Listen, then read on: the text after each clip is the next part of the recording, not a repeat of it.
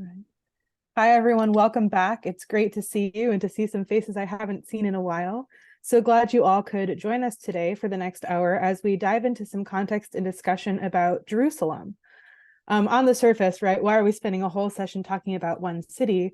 Well, it's one that's of central importance, not just for Israelis and Palestinians and the Israeli-Palestinian conflict, but it's the holy city for Christian Jews and Muslims. It's central to both Israeli and Palestinian national identity. And at Telos, we know that what happens in Jerusalem doesn't stay in Jerusalem. So taking this time, taking the next hour together to dive into Jerusalem as kind of a microcosm for the bigger Israeli-Palestinian context, talking about why it's true that what stays in Jerusalem doesn't, or what happens in Jerusalem doesn't stay in Jerusalem, will hopefully give us all some deeper insight into some of the specific challenges folks in Jerusalem face, but then also why it's important to be paying attention and how we can better navigate what's going on and then hopefully get involved with it. I'm joined with my colleagues David and Jack today, so the three of us will take you through a little bit of historical overview, and then we'll dive into some of the implications for today. So let me share my screen. We've got some slides this time, so we're not just talking heads.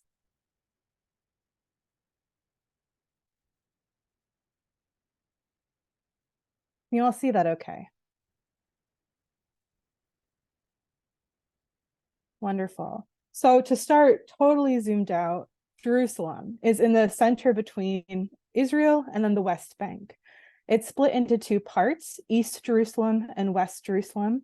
We'll get into the history a little bit more in a moment, but essentially there's no barrier between East and West Jerusalem. The city flows one half into the other. If you see here in the middle, that little black circle is the old city where all of the holy sites are. We'll come back to this map, or we'll touch on it in different ways again. But as you're thinking about Jerusalem, this is where it's situated, between Israel and Palestine, surrounded by Israel and the occupied West Bank, with the wall on one side, but open each half to itself. David, before we dive into some of the political stuff, and not that the religious isn't political, but can you give us a little bit of an overview about why Jerusalem is such a holy city for Christians, Jews, and Muslims? Sure, thanks, Sarah. And it's so great to see some familiar faces today. It's been a minute since I've gotten to be on one of these calls. Just quickly, because I think all of you are probably familiar with the historical and religious sites of Jerusalem, but for those who are listening who may not be as familiar, Jerusalem is a holy city for the three Abrahamic faiths, Islam, Judaism, and Christianity. And there are some particular sites that we wanted to point out during this conversation. One, you'll see them on the screen here is Haram al-Sharif, or the Temple Mount. So this is a very holy site for Christians, Jews, and Muslims. For Muslims, it's the site of where it's believed that Muhammad was ascended into heaven and got to speak to God and received instructions on how to pray. So this site has been, since the 7th century BCE, I think the third holiest site in Islam. And in fact, in the early years, Muhammad and his followers actually prayed to Jerusalem because of the events that happened here. It's also the site of the Al-Aqsa Mosque, and the whole compound is called Al-Aqsa Compound. At the same time, it's also holy to Jews. It's the site of the Temple Mount, where it's believed the first and second temple that was the site where Jews came to pray and offer sacrifices and mediate the relationship with God. Eventually, those temples were destroyed. However, the second temple, there remains a wall that was part of that compound still standing today. It's known as the Western Wall. So that is a site. It is now known as the holiest site in Judaism. Jews today still come to pray at this location. It's a really beautiful site to come and visit, how folks express their faith and their religion at this site. And the whole compound is very, very important to both of these communities. But Jerusalem as a whole is also important to Christians. It's the site where Jesus spent his last week alive, where it's believed he was both killed, also buried, and resurrected. In particular, the Church of the Holy Sepulchre, which I think you can see on this map in the middle here and on the top left, I believe. It is the site where most Christians, particularly all Catholics and Orthodox Christians, believe all those events of Jesus's crucifixion and resurrection happened. And so, especially in the events and days around Easter, the holiday, and Palm Sunday, massive amounts of Christians will come and pay their respects and offer prayers and complete services to honor and acknowledge those events. Thanks, Deepak. Before we spend most of our time today talking about contemporary challenges in Jerusalem, I do want to spend a little bit of time just touching on a couple of important moments in history. And I'm not going to go all the way back to the 4th millennium BCE. That's too much history to cover. But I think the events in the last 100 years or so are really important to understand in order to understand why the situation today is the way it is. So way back in, the 1940s, when Palestine was under the British Mandate, when Britain was looking to get out of a lot of its imperial places across the globe, but including Palestine, they put forth a proposed partition plan. Half was going to be for a Jewish state, about half was going to be for an Arab Palestinian state, but Jerusalem was to be intended as an international zone in the middle. It wasn't going to be part of the Israeli state, it was going to be part of the Palestinian state. It was going to be an internationally administered zone, in part because Jerusalem has always been a city of such strong importance for multiple people of multiple faiths beyond just Christian, Jews, and Muslims. So that was seen as the best way to have it be a strong city, allowed to speak in its multiplicity of voices, without some of the tensions that are going to follow. That didn't happen. When Israel declared independence in 1948 and the Israeli War of Independence broke out, when the Nakba happened, that plan was thrown by the wayside. And what ended up happening was that Israel took or occupied or folded into its state the western half of Jerusalem, and Jordan occupied, folded into kind of its territory, the eastern half of Jerusalem, including the Old City. And this is really important because for the first time in centuries, Jews didn't have access to the Western Wall or some of their holiest sites. And there's a start of some real tension about who was allowed access to what holy sites. And the fact that Jews couldn't access what was one of their holiest places in the city was a real problem and a break from precedent in the past. So in 1967, during the 6 Days War, Israel kind of saw this as reunification, especially the reunification of Jerusalem, but Palestinians experienced it as an occupation. So rather than Jordanians controlling East Jerusalem, now Israel controls East Jerusalem as well as West Jerusalem and the Old City. But it wasn't until 1980, with the Jerusalem Law, that Israel officially declared unified Jerusalem as the capital of Israel. And this gets important when we talk about Trump later and moving the embassy and all of that, why this is such a big, both symbolic and strategic move, both on the part of Israel and on the part of former President Trump. But that was a real moment of celebration because Jews once again had access to their holier sites. For Palestinians, it was the start of the occupation of East Jerusalem. Like the West Bank and Gaza Strip, all three of those territories make up the occupied Palestinian territories, although they all experience occupation a little bit differently. And I think when we bring Jack in, we'll get into some of those differences. Two last things to touch on. One, in the 1993 Oslo Accords and the peace process, there were several things that were determined to be final status issues. They weren't touched as part of the negotiated peace process, which we could have a whole series of sessions on this, and we'll talk about it hopefully more in the coming months. But part of why that peace process failed is some of those final status issues are the most important ones for both Israelis and Palestinians. And one of the final status issues was Jerusalem. Was it going to be the Israeli capital, the Palestinian capital of like states? What was the situation going to be? It was left off of kind of the negotiating table in part because of its importance. It was a real roadblock to any kind of peace. And then I mentioned the Trump embassy move. We'll get into that a little bit more later, but that's just another big data point because up until now, the international community has stood pretty strong behind international law that doesn't recognize the Israeli annexation of East Jerusalem as a unified capital. But we might see things start to shift and change, I think, for the worse as the US moves the embassy, as more things like that happen. So that's a little bit of the historical overview. Skipped over a lot of the details. The details are important, but for today, that's kind of the trajectory that puts us where we are.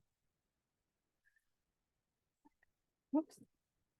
So Jack, I want to bring you in now as our resident expert on the ground who knows a lot about all of this, but especially as someone who, has experience in Palestinian communities.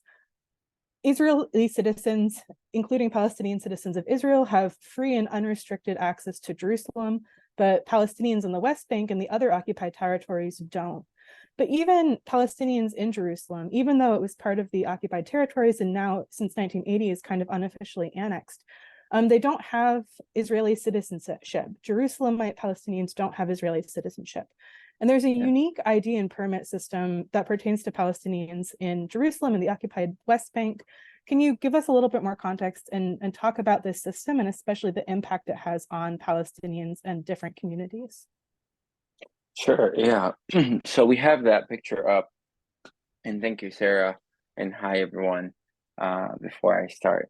But yeah, we have those pictures up of the two kind of IDs. So the blue ID, which is an Israeli ID, and that is similar to an ID I would hold, except inside it, if you would open it, there's a difference between citizens and residents. And then there's the green ID that's on the right-hand side. That's the Palestinian ID for Palestinians in the West Bank, in the occupied West Bank, that don't have any kind of status, residential status inside of Israel, and those Palestinians in the Gaza Strip. So those are the green. So let's set the green aside for a second and talk about the blue. There's two types of blue IDs.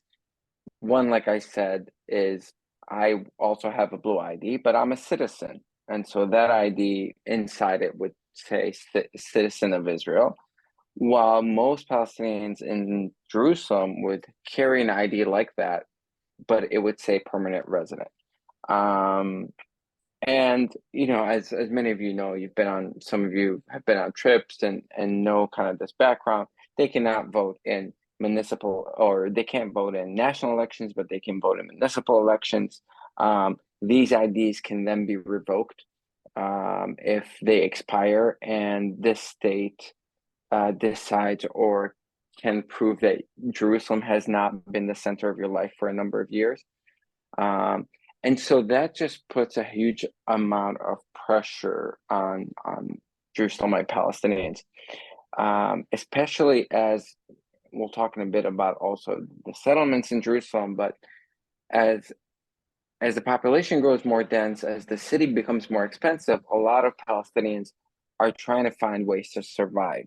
So they move to other East Jerusalem neighborhoods that are behind, let's say, the separation wall, or they go into, and so these are places where, yes, they're part of Jerusalem's municipal boundaries, but the Israeli authorities can't go in, or don't go in usually to monitor. And so what they'll say is, you haven't been coming, your kids haven't been coming to school in Jerusalem, let's say, and so Jerusalem hasn't been the center of your life.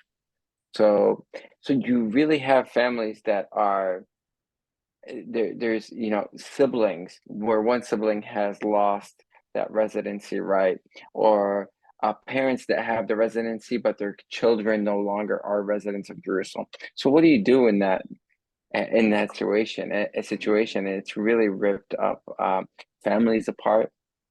Some of our friends and groups have met with one of our partners who's a journalist in East Jerusalem. She got married to a Palestinian that lives in Jordan, and then they had a son, and so he was in the process of getting the permanent residency or a Jerusalem ID, but Israel just, after years and years of trying, Israel wouldn't let him in and wouldn't give him that residency rights. Eventually, Willa had to get divorced because it was either she loses her residency rights because she had to move with him to Jordan, or they split up. And that's what ultimately split this couple up, and their son that has to live far in another country from their father. This is just one example, but it's not uncommon for families to split up, for families to just move, or have to decide whether they commute for 2 or 3 hours in the morning to bring their kids to school in Jerusalem in order to keep those residency rights. And ultimately, it's all about demographics, right? The greater the greater vision of all of this is to reduce the number of Palestinians inside of Jerusalem, the so-called undivided capital of Israel. And the way you do that is you enact policies that make life harder and harder for people, and separate statuses for folks.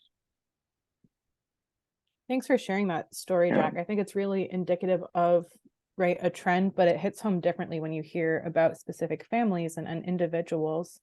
That's about people who live in Jerusalem or have lived in Jerusalem full time.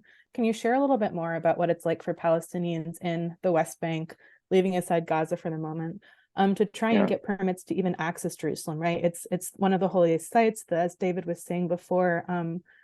Both the Haram al-Sharif and the Al-Aqsa Mosque are there. They live, right, a 20-minute drive away and don't always have access. What's it like for Palestinians who don't live in Jerusalem to try and access the city? It's unless you have a work permit or a medical permit. So unless you have a serious illness that requires health care, or you've been, you can get health care in Israel, or you have a work permit that's really hard to get because you have to go through contractors and so on and so forth. It's really hard to get access to Jerusalem or Israel or Jaffa or anywhere. So the sea is another big thing. My friends in Ramallah often joke that this is the one place, Palestine being the one place where people enjoy getting older, because there's a law or a rule, it's not really a law, but that once Palestinians hit 45, they can then access Jerusalem for prayers on Friday at the Al-Aqsa Mosque, go to pray at Al-Aqsa Mosque on Fridays. And so my friends that are, approaching 45, they're getting so excited because finally they can, even if they don't want to go pray, they can use that. It's just a ridiculous situation of injustice, really, because people have family members in Jerusalem. People have want access to holy sites, and it's been a sense of collective punishment and a carrot and stick measure, where if you play along with these rules, if you go through the loops and prove that you're a loyal kind of subject under military law, then you'll get some of these benefits where you receive the minimum access to holy sites, or to see family members across the Green Line, or to for leisure go get access to the sea, to the Mediterranean. So it's a really difficult process that and that you see the effects of generation after generation. And we can get into this, but you see also it's part of what feeds the violence in youth, what feeds the depression in the youth in Palestine. The fact that they grow up in this very connected world, in this world where, from their laptop, they can see everywhere and anywhere in the world, but they can't get access to the beach or to Jerusalem or to some of these places that are so nearby. And it causes a lot of frustration, a lot of depression, and anger. And I'd love to ask a follow-up question, if that's okay, particularly around the supposed opportunity that East Jerusalem residents have of becoming Israeli citizens, which is often kind of spoken about as, well, like, yes, they have permanent residence, but they can become citizens. However, that process is rife with complications and difficulties, and many Palestinians don't want to take citizenship. And I'm wondering, Jack, if you could talk about that and kind of what the dynamics are there with citizenship for East Jerusalem residents. Yeah, that's a great question. See, in the past, when Jerusalem was annexed in the 80s, most Palestinians did not want to accept Israeli sovereignty. They still had the kind of the hope and the dream that that East Jerusalem at least would be part of a future Palestinian state, and that this sovereignty, because it was illegal under international law, wouldn't be a permanent status over them. And so they did not accept Israel. They did not want Israeli citizenship. They did not accept Israeli sovereignty. But over the years, especially kind of in the more recent decades, you see more and more people realizing that, oh, this situation is not really changing for the better. There's more entrenchment of Israeli authorities in Jerusalem, expansion of settlements. And so if you don't have citizenship, you're really at risk of losing access to the city of your birth and your family. And so that's become the notion for most Palestinians and young Palestinians. And so now there's actually been a wave of Palestinians that are trying to receive citizenship in order to stay, because they don't see the status quo changing in any way. But what they found out that, okay, this option that has been kind of touted in front of them by the Israeli authorities, saying, we offer Palestinians citizenship, but they don't want to take it. They don't want Israeli citizenship. Now that Palestinians are actually trying to apply, they're finding that it's a very lengthy process. And unless you pay hefty legal fees, you can be in a bureaucratic process for years and end up with nothing. The cases that I've heard where people have finally received citizenship are only those that had legal representation, and after 5 to 7 years in the bureaucratic process to get the citizenship, and paid thousands of US dollars, the equivalent of. So that's been kind of the shift, both in the mentality, but also still the challenges for Palestinians trying to get that citizenship. So today, a very small number, probably in the single thousands out of 400,000 Palestinians in East Jerusalem have Israeli citizenship. Thanks for that follow-up question, Deekat. Yeah. Jack, the themes you mentioned of collective punishment, carrot and stick, and then also the continued displacement as a strategy, those are things that are going to stay with us as we talk about other challenges and these themes coming up. But I want to shift to what you had talked about with the settlements. So I think this is a really important thing to understand in East Jerusalem, especially because when we think about settlements, normally we think about the West Bank. We know they're illegal under international law. But in Jerusalem, because it's still technically occupied territory, even if Israel sees it as a united, undivided capital, there's a real strategy in continuing to displace Palestinians, right, using the language of ongoing Nakba, which we've talked about in our past few sessions, and then kind of replacing them with Jewish families, sometimes literally in the same houses or homes. Can you talk more about the practice of settlements in East Jerusalem specifically? Feel free to tie it into the West Bank or settlements more broadly. But why is this such an issue specifically in Jerusalem? And what are the different kind of types of settlement or settlement practices that displace families? Sure. So in Jerusalem, we see, in all of the occupied territories, we see two types or methods of settlement. And we see that in Jerusalem as well. So there are the settlements that we've kind of seen if you visited the land, that are basically neighborhoods or complete towns that are planned together. And those are usually kind of on the outskirts or on the municipal boundaries of the city. And they're intentionally built that way because they serve as a sort of a buffer zone between Palestinian neighborhoods and the city in order to fortify and establish kind of new and expanded boundaries of Jerusalem. And with that, you maintain kind of a Jewish-Israeli dominance around the city, right? That's a bit of in a nutshell.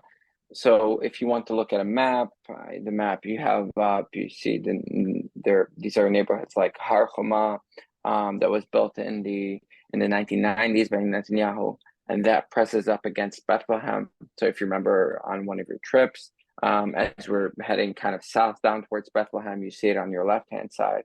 There's also Har Gilo, which is pressed up against Beit Jala and El Walaje, which we visited. And so we have these kind of settlements that are around Jerusalem, kind of built up around Jerusalem. And they're similar to most of the other settlements in the occupied West Bank. And I want to encourage us, we're doing these learning cores because we're trying to dive in deeper into these issues, and then also to listen to the language that's used around them. So some of the language and the terminology used around these settlements is this whole notion of natural growth, because in recent years, or they're sometimes called Jerusalem neighborhoods in East Jerusalem. So that's just kind of to put that out there. Now, in recent years, the U.S. government has pressured Israel to free settlement expansion.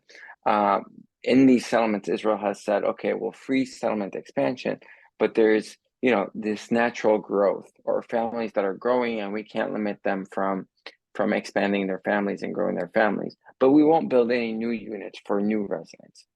Now, I'm not really sure how or who monitors that, right? But that's what was said, and that's why it's important to know some of this terminology, the kind of natural growth and settlements in East Jerusalem.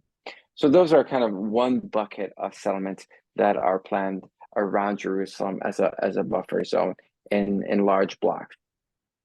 Then in Jerusalem, similar only to Hebron, for instance, are the kind of Israeli, like an Israeli complex or a building inside a majority Palestinian neighborhood. So we have those like in Sheikh Jarrah, that's been in the news, in Silwan, in on the Mount of Olives, we have these cases. And so for a long time, kind of until the mid-'80s, the Israelis avoided creating these complexes inside Palestinian neighborhoods because they wanted to avoid kind of the friction that comes with that, right? But what we've seen is the use of these settlements inside these Palestinian neighborhoods naturally causes friction. And then with that friction, the state comes in with the kind of the excuse or the justification of security, and then limits Palestinian kind of accessibility to streets or areas in their own neighborhoods.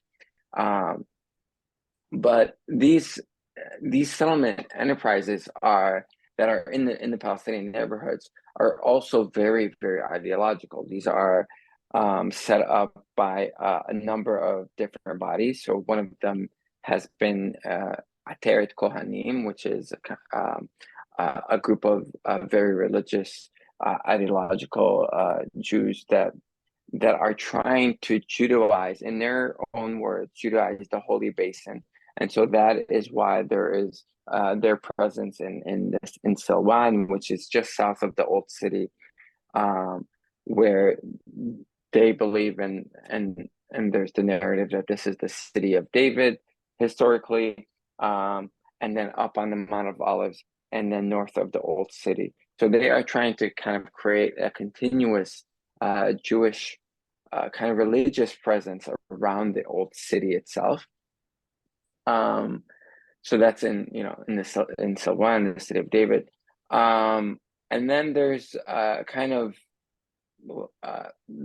hand in hand, there's the non-governmental bodies, or there's private bodies like the Elad settlement organization in Silwan, which operates the City of David archaeological site. So that's a non-governmental private body, kind of like a business, basically. They charge fees for people to enter the City of David, this archaeological site. But in essence, it is fundraising from offshore bank accounts internationally, and then buying up residents inside Silwan and other areas inside of Jerusalem, and destabilizing homes in that way, and destabilizing these neighborhoods. So these are kind of the two main ways the settlement kind of enterprise takes shape inside of Jerusalem. I want to pick up on what you said, Jack, that language around natural growth. And it immediately made me think, right, like the Israeli administration over Jerusalem sees Israeli families growing and wants to accommodate and uses this kind of as propaganda for that. And at the same time, Palestinian families are also growing. And this came up a little bit when we were talking about, Jerusalemite IDs and the inability to just, right, grandfather your children into that identity. Where I want to bring DCAT back into the conversation and talk a little bit more about the administrative double standards, not just between East and West Jerusalem, but between settlers in East Jerusalem and Palestinian communities who've been there for, sometimes generations. And DCAT, I think you're going to do this through the village of El Walaja, which highlights all of these issues. But there are, right, through home demolitions, forced evictions, or restrictive planning. There's no restrictive planning on settlements. Settlers who take over Palestinian families' homes aren't forcibly evicted. The settlements aren't being demolished, and yet there's a real double standard for Palestinians. And even when folks, right, submit building permits for settlements are hardly ever denied, and yet Palestinian families, right, don't get the building permits for their quote unquote natural growth. So I don't want to say everything that you're going to repeat now, DCAT, in better detail and more depth, but can you help us understand this issue of the administrative double standard and the impact on communities like Walaja, where folks are living right in the same area next to each other? It's all technically under Israeli administration, but the impact on people is vastly different. Yeah, so I think you summed up what's happening here really well. And I think the story of this community, Al Walaja, is really indicative of all of those things. So Al Walaja is a Palestinian community that is kind of split in the middle, more or less, between what is now considered to be part of Jerusalem, annexed by the Israeli government, and part of the West Bank. So officially in Area C of the West Bank, which means it's under full Israeli civil and administrative control. But the residents there do not have residency within Jerusalem. They don't have that special status, as Jack was talking about earlier. But this community, even though it's technically part of it, is within the municipal borders of Jerusalem, meaning its residents pay taxes, all those things. They don't receive the same services that Jerusalemites do, particularly Jewish residents of Jerusalem. And just to talk about a few things about how that shapes out, well, one, the separation barrier was built actually even on the far side of Walaja.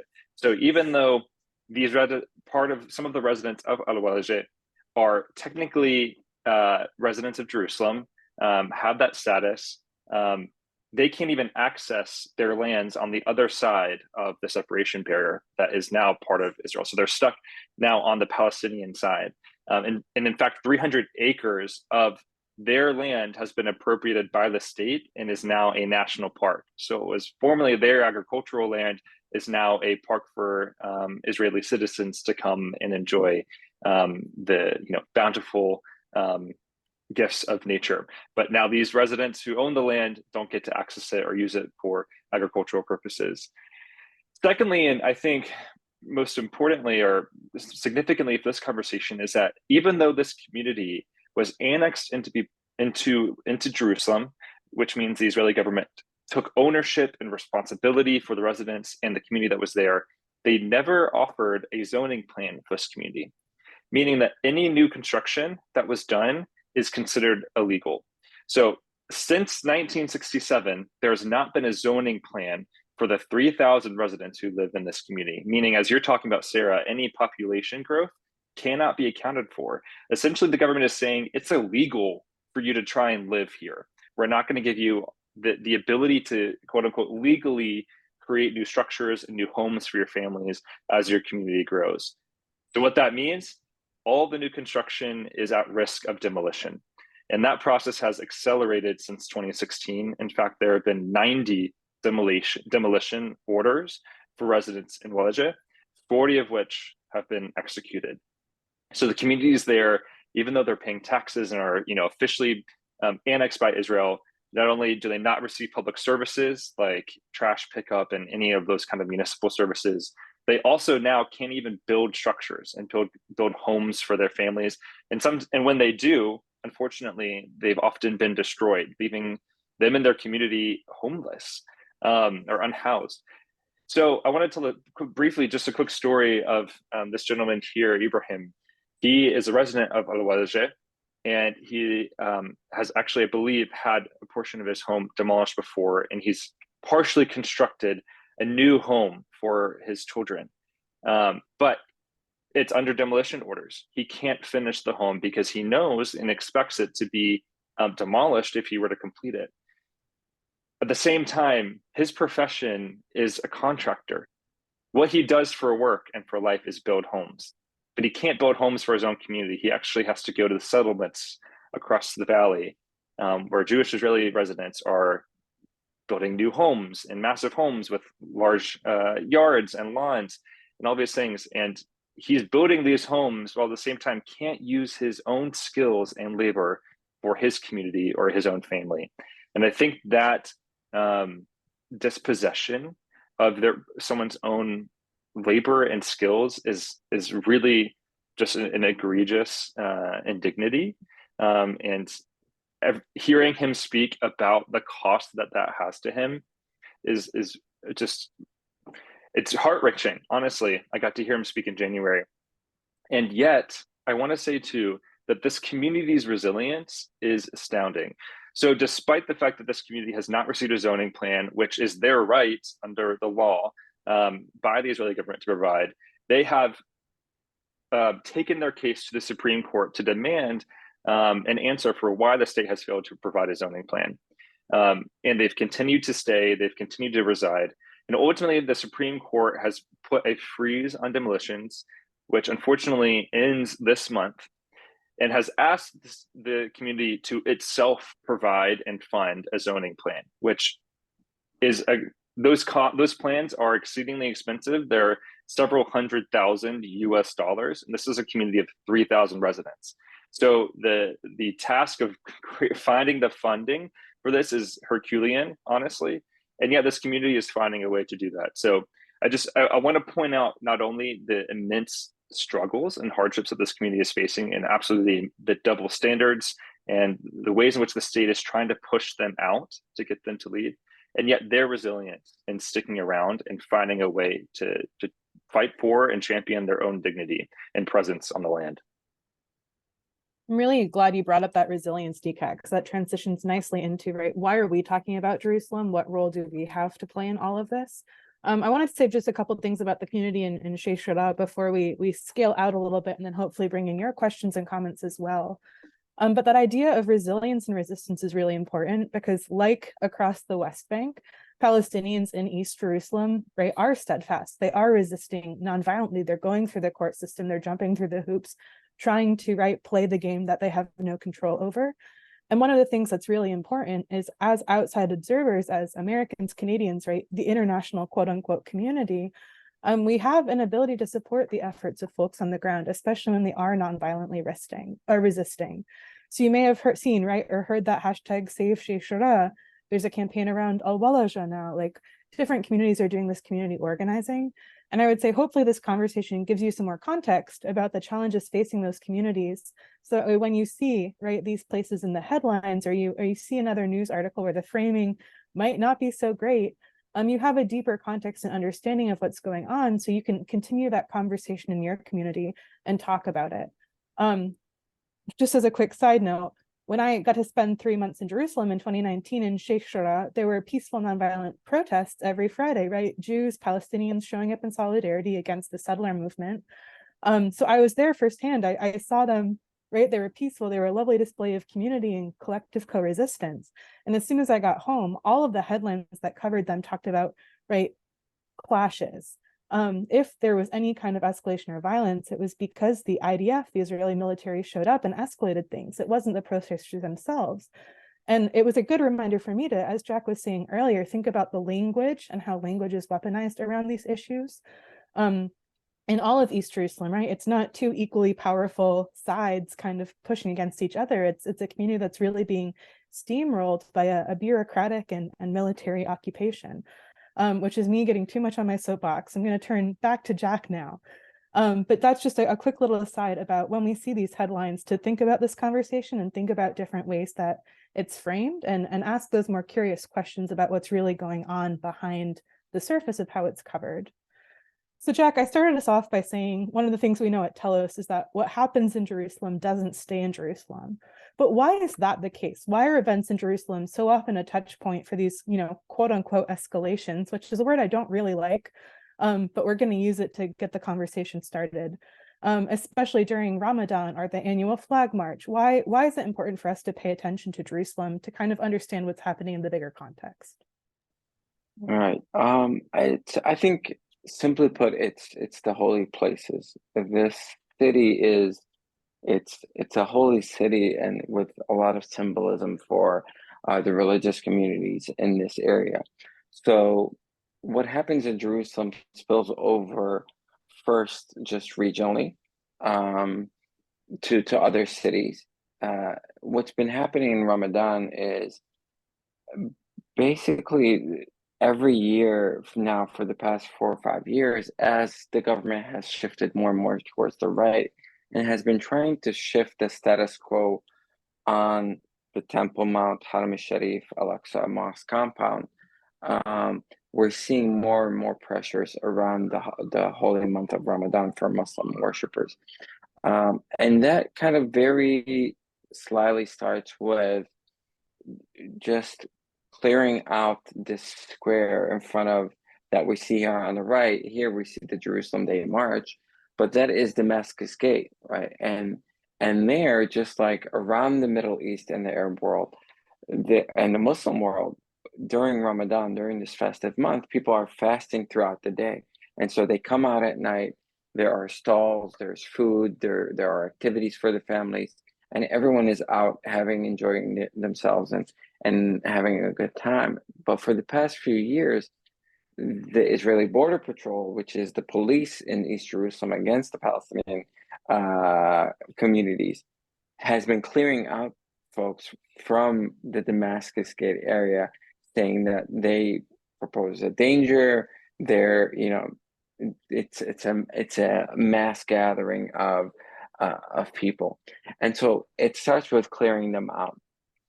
Then you have the other thing where Palestinian worshippers will pray usually overnight inside the Al-Aqsa Mosque. Again, the Israeli police has and Border Patrol police, which we see there on the left, is fully armed, will come in past, let's say, 1, 2 a.m. and try to clear out everyone that's inside the mosque praying, and by saying that people cannot spend the night inside the mosque. So first of all, based on the status quo agreement between Jordan and Israel does not have a right to tell people who can stay or pray inside the mosque and who can't. Especially if they're Muslim worshippers, and nonetheless come in and violently remove people out, shoot stun grenades, and cause damage to the mosque, which has been happening year after year now. And so all these events are really creating a climate every year where everyone is on edge. You're just waiting for the holy month of Ramadan, that oftentimes comes in parallel with national Jewish Israeli holidays, just to kind of pass, and it's just this month of tension instead of being a month of worship and family and a holiday for people. And that has spilled over. It's spilled over to nearby cities. It's also spilled over to places like Jordan, because Jordan, has pressed up against Israel and said, you are jeopardizing the status quo and jeopardizing the stability of the whole region by attacking a holy site, not to just 300 million Arabs, but over 1 billion Muslims worldwide. And that's again another reason why these events don't just stay in Jerusalem.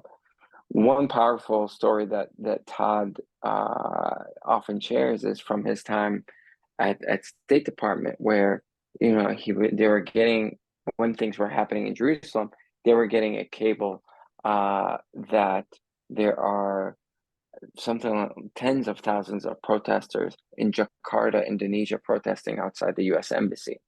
And so for him, it was a moment of realization that, what happens here in Israel Palestine doesn't just affect Israel Palestine, and the way that the U.S. is involved in Israel Palestine doesn't just affect American interest in the Middle East, but the broader Muslim world and Arab world.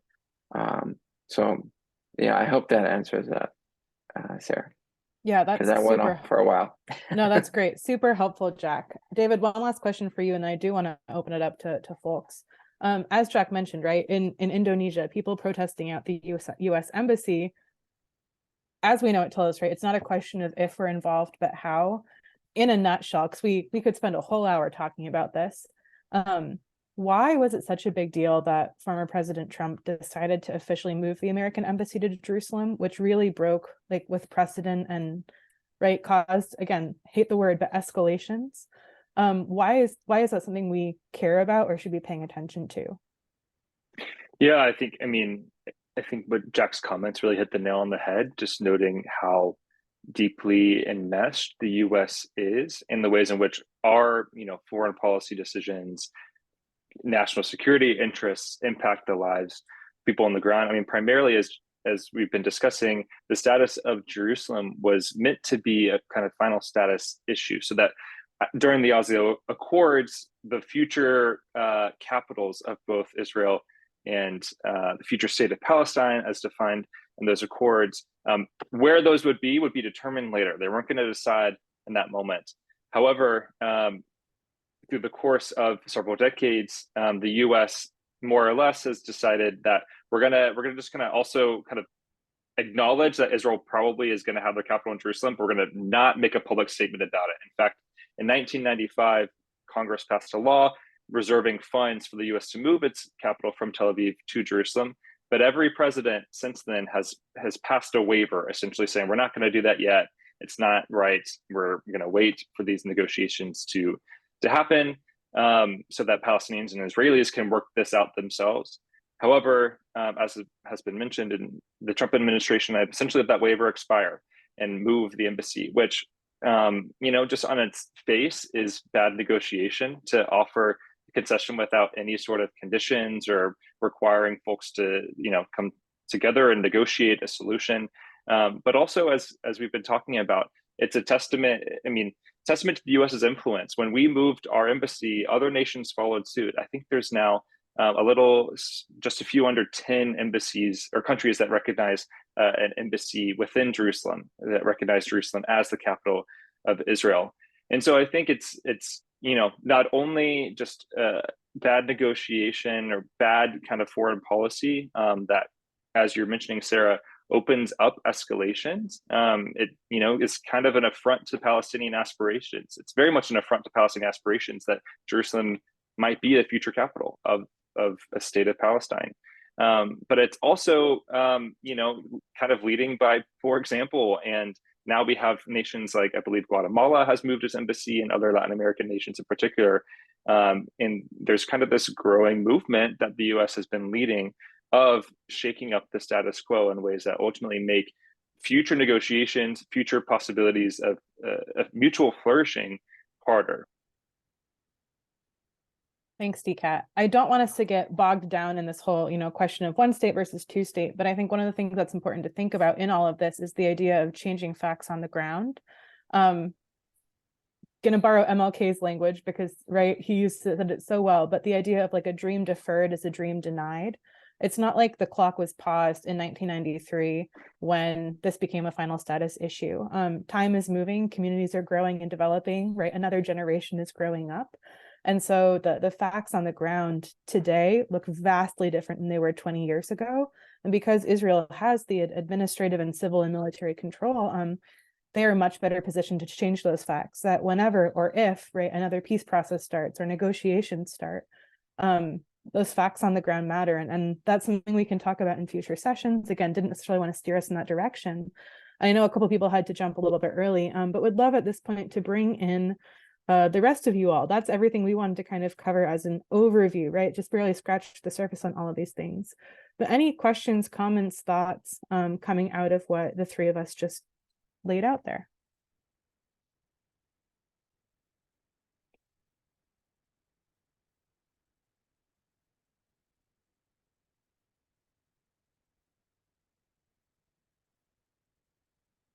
You didn't ask about feelings, Sarah. Feelings are welcome too. That's where I'm at, just furious, enraged. I hear you. Yes, likewise. But this is, I mean, we're not trying we're not trying to enrage you at all. But this is, we're hoping that this is also providing a little bit more knowledge and in-depth information, because we are going into an election period where a lot of this comes up. It's going to come up in debates and presidential debates. It's going to come up in headlines, as it usually does. And so it's just, I know it's infuriating, but it's I hope it's also giving you a sense of ownership over some of these issues, so we can have some of these conversations and broaden our circles. I think that's what it's going to take to change this, so it's less infuriating. To be clear, you're not infuriating me. The facts, No, the facts are infuriating me.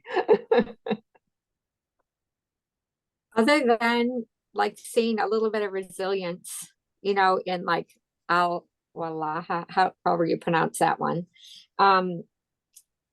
Where else are you seeing some hope? Anywhere else? How can we be hope bringers then ourselves? Yeah. We're seeing it everywhere, to be honest. I think everywhere that you see kind of sheer devastation, you're also seeing people get up and continue and rebuild. And I think that's hope in itself. I mean, hopelessness is people committing acts of violence, whether to hurt others or to ultimately hurt themselves. Those are people that, in my view, have given up, right? But when you see people like Hassan and Ibrahim, they saw their house demolished in front of their eyes. Hassan's wife went out at, I think it was like 7 a.m. to take the kids to school, and she's a school teacher. She came back at the end of the day. Her house was no longer standing. But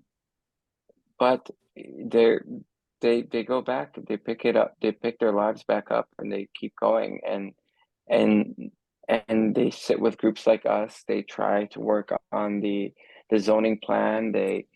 That's hope in itself, that they're, that they see a future where things are different. And so I think it's on the rest of us as a global community to make sure that they don't have that hope for nothing, right? That we are working towards that different future. But yeah, you see the hope everywhere. You see it because people have children, people have families. They have to keep going. I think that's really well put, Jack. And I'll just add in as well that in my experience over the past number of months, being over there, both being in Walije and being in and around Sheikh Jarrah during the protests, I was really challenged and encouraged by also the witness and participation of those Israeli citizens, Jewish Israelis, who are taking up these causes as their own in some ways and championing them, and deferring to the leadership of those in the community, but using their agency and owning their responsibility to make a difference. So for instance, there's an organization called ReImagine, which brings folks to Walije and tells the stories and helps people not only learn that story, but also go and engage in their home communities, particularly doing advocacy in the US with Congress, to get this community on the map in order to put pressure on the municipality and the Supreme Court to offer them their due rights as, defined by the legal statutes and codes of Israel. Even in Sheikh Jarrah, there's, a community that I got to interact with, be a part of, who were there, of Jewish Israelis who were there every week at the protests on Friday. And in some cases, the first ones to go and encounter the police who would show up, who would often, use violent tactics and means against the protesters, putting their bodies literally on the line. I saw, in fact, the skunk cannon start to approach this group of protesters. And I was with this group. I wasn't technically there for the protest. I was trying to keep my distance, but I was watching this happening. And I saw this woman who was probably 65 just walk out and step right in front of the skunk cannon. This is a massive vehicle with the power to literally bulldoze people with water that smells like the worst thing you've ever smelled. And she put her body right in front of it. And I was so challenged by that courage, to stand up, to name what is right, and to bear the cost, whatever that might be. And she knows the privilege that she has as a Jewish Israeli citizen. Ultimately, she wasn't skunked. She was moved out of the way, but her doing that created space for the protesters to find and get to the spaces where they need for their own protection. And I thought that really inspired and challenged me, honestly, and seeing those communities stand up and offer a vision of mutual flourishing, of recognizing the mutuality of our neighbors and that we all need space to flourish and thrive. That was hope for me. I really appreciated that moment. And with that, I think social media, right, we all have seen how it's been a tool for the worse, but it also can be a tool for the better. And especially when it comes to centering the voices of the marginalized, or the folks who are, as DCAT just described, right, on the front lines of those resistance. Those aren't the acts that are going to be covered in major news headlines, or the articles that might come across, the front page of a newspaper, or even our Facebook feeds, or ones that friends are sharing. But I think it's really powerful to if you can't, right, go and be physically present in East Jerusalem or in Israel, Palestine, and stand in that type of solidarity, to seek out some of those voices, or to help amplify some of those like acts of bravery and courage that we're seeing, I think, more than we ever have in the past because of citizen journalism and the ability to share in real time or after the fact, right, some of those acts of solidarity and courage, seeking those out intentionally, right? It's hard because you're also then watching the violence, right? It's bravery in the face of mounting violence. But to see other people stand up in solidarity in a community, and then to be able to bear witness, but also remind yourself, right, I'm tuning in, I'm not tuning out, this is happening and I'm present, can be a really powerful way, as we feel very physically removed, to stay, mentally and emotionally connected, and to find some hope in being able to share some of that resistance, or just, know it's happening as well. Thank you. That was great. We're almost out of time, but Jack or David, any final leaving us with questions, any final comments or things you want to make sure we touch on before we close this chapter of our ongoing conversation?